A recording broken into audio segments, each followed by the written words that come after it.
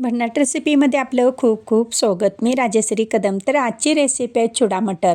हा बनारसी रेसिपी आहे आणि भरपूर अशी स्वादिष्ट तर आहेच आणि मटाराचा वापर केलेला आहे त्याच्यामध्ये. एक मोठं आपण पोहे घेतलेले, जाडे पोहे घेतलेले आहेत.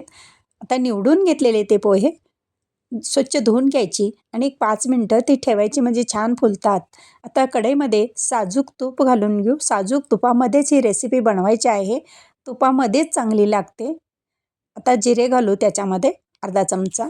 थोडेसे आपण घालायचे आहे काजू, बेदाणे. बेदाणे जर आवडत नसेल तर तुम्ही कीप देखील करू शकता. एक मिरची घेतलेली आहे. तिखट तुमच्या आवडीप्रमाणे.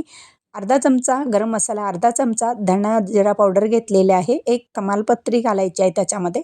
अर्धा चमचा हळद, अर्धा चमचा हिंग घालायचा आणि थोडीशी आपण किसून घेतलेले आले घातलेले आहेत आणि त्याच्यामुळे रेसिपीला स्वादिष्टपणा येतो. अर्धा चमचा साखर.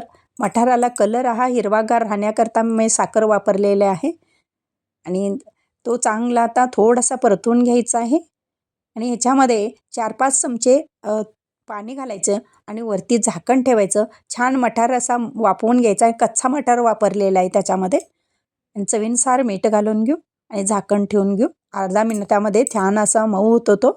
हे पहा आता हा मऊ झालेला आहे. त्याच्यामध्ये भिजवलेले पोहे जे आहेत आपण ॲड करायचे आहे. भरपूर अशी कोथिंबीर घालून घेऊ आणि पुन्हा एकदा व्यवस्थित हा मिक्स करून गॅस बंद करायचा आहे आणि मिक्स करून घेऊ. कारण आतले मटार आता मऊ झालेले आहेत त्याच्यामधले. आणि अर्धा लिंबू पिळून घ्यायचा आहे. ह्या रेसिपीला लिंबूची गरज असते आणि खूप छान लागतो तर लिंबू पिळल्यामुळे. आणि चिवडा मटर आपला तयार झालेला आहे. बनारसीची रेसिपी तुम्हाला कशी वाटली मला कमेंट करायला देखील विसरू नका. आणि गरमागरम आपला चिवडा मटर तयार आहे. आपण डिशमध्ये काढून घेऊ. माझी रेसिपी व पदार्थ आवडले चॅनलला सबस्क्राईब करा, बेल आयकॉन दाबा, लाईक करा, इतरांना शेअर करण्याचं विसरू नका. तसेच कमेंट करण्याचं विसरू नका. आपल्यासाठी अशीच नवनवीन पदार्थ आणीन. तोपर्यंत धन्यवाद.